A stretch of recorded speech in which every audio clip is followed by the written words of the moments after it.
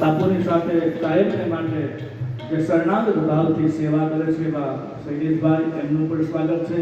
બાપુની સાથે પધારેલા ભક્તો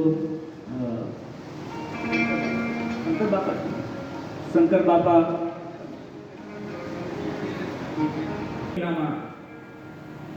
28 29 દિવસમાં અમે 24 પાઠ પૂર્ણ કરેલા. એ પહેલા જ્યારે કોરોના આવ્યો ને કોરોના સમયમાં જે કોરોનાગ્રસ્ત થયા અને જેમણે પોતાને મૃત્યુ થયું, કોરોના થયો અને જેમના મૃત્યુ થયા એમને માટે, એમની સદગતિ માટે અમારા રાનકુવામાં યુથ ક્લબ ઓફ રાનકુવા એમના સહયોગથી રાનકુવા રૂક્ષ્મણી પ્લાઝામાં ભાગવત કથા થયેલી અને કોરોનાગ્રસ્ત જે હતા એમને સદગતિને માટે, શ્રદ્ધાંજલિ માટે ભાગવત કથા અર્પણ કરેલી.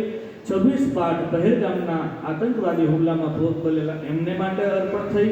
અને અત્યારે પંચલાઈની ધરા ઉપર જે વિમાન દુર્ઘટનાગ્રસ્ત થયું અને 300 થી ઉપર જેટલા દિવંગતો થયા અને આખું ઉત્તરાખંડમાં ધરાલી ગામ કાદવના નીચે દબાયું અને એમને પોતાનો પ્રાણ ગુમાવ્યો. એ તમામને સદગતિ મળે. તદુપરાંત જેટલા પણ અહીંયા બેઠા છો, આપ સૌના સદગત જે સ્વજનો આ ધરા છોડીને ગયા એ તમામ પિતૃઓને શ્રદ્ધાંજલિના રૂપે તમામ પિતૃઓને મુક્તિ મળે, મોક્ષ મળે એવા શુભ આશયથી આ કથા સાંઈ બાબાની જ પ્રેરણાથી, સાંઈ બાબા જ વક્તા અને સાંઈ બાબા જ શ્રોતા છે તેવા દિવ્ય ભાવ સાથે આ કથાનો આરંભ થયેલો.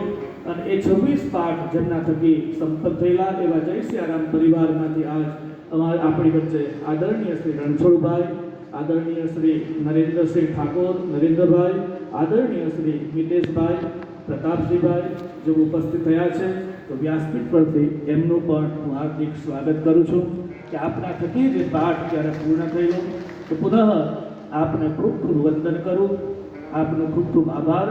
અને પુનઃ બાપુને હું પ્રાર્થના કરું કે આપ અહીંયા ઉપસ્થિત થયા છો, આપની અમૃત વાણી દ્વારા આ પંચલાઈની ધરા ઉપર શ્રોતાજનોને આપ અમૃત વાણીનો લાભ પ્રદાન કરો. આપની અમૃત વાણીથી પ્રજા શ્રોતાજનો ખુદ